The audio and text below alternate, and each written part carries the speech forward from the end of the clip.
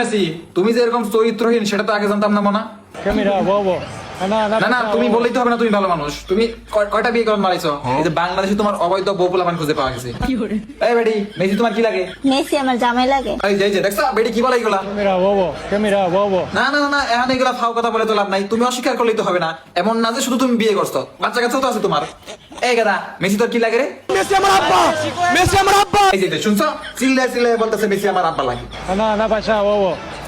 না না না, তুমি মেসি এখন অস্বীকার করলে তো হবে না। এই ছেলে তো আর শুধু শুধু তোমাকে আব্বা ডাকতেছে না, আর শুধু যে ছেলে তা তো না, তোমার তো একটা প্রাপ্তবয়স্ক মেয়েও আছে। এই মেয়ে, মেসি তোমার কি হয়? মেসি আমার বাপজান। এই যে শুনছো, কত সুন্দর হাসি হাসি বলতেছে মেসি আমার বাপজান। অথচ তুমি জানোই না যে তোমার এত সুন্দর একটা ফুটফুটে মেয়ে আছে। ওই নানান জায়গায় গিয়ে কাজ কাম করে আসো, তারপরে যে বাচ্চা কাচ্চার জন্ম হয় ওইগুলো আর খোঁজ খবর নেওয়া লাগে না। না আচ্ছা, বুঝলাম না হয় মনে থাকে না।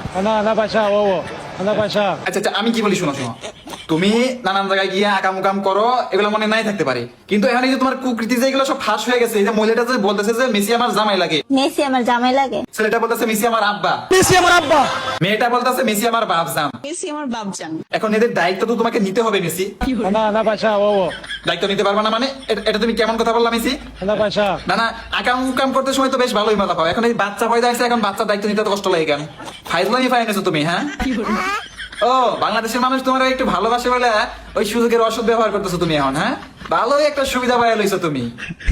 এখন এই তাল বাহানা বাদ দিয়ে ভালোই দেশে এসে, বাংলাদেশে এসে এই তোমার অবৈধ বউ পোলাপানের বৈধতা দিয়ে যাবা, আর এই পোলাপান গুলার জন্ম নিবন্ধন বানাই দেবো। বাপের পরিচয় পত্র লাগে, আইসা পোলাপানের জন্ম নিবন্ধন বানিয়ে দিয়ে দাও। আর এই খেলাধুলা বাদ দাও, বয়স তো আর কম হয়েছে না। বাদাই মাগিরি বাদ দিয়ে বউ পোলাপান নিয়ে সংসার করো এসে।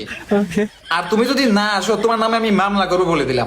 তাও বলো বিশ্বকাপ আসছে বলে এই অবৈধ সন্তানগুলোর বাপের পরিচয় খুঁজে পাওয়া গেল, নাহলে তো তাও পাওয়া যেত না। এজন্য আমি ফিফাকে অসংখ্য ধন্যবাদ জানাই। এই না, তুমি আর কোনো কথা বলো না তো, তোমার কোনো কথা আমি শুনতে চাই না।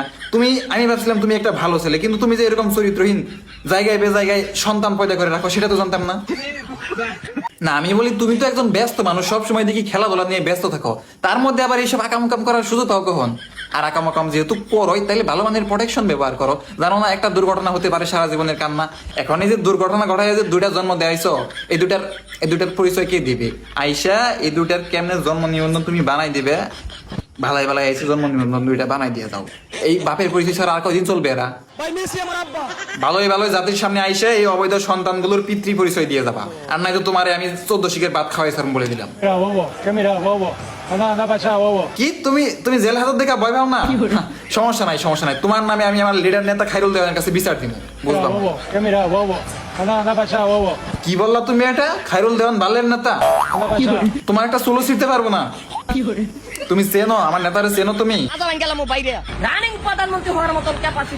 আমার নেতা খাইরুল দেওয়ান রানিং প্রধানমন্ত্রী হওয়ার মতো ক্যাপাসিটি রাখে, আর তুমি মেসি 2 টাকার ফুটবল প্লেয়ার হয়ে আমার নেতারে বলো বালের নেতা?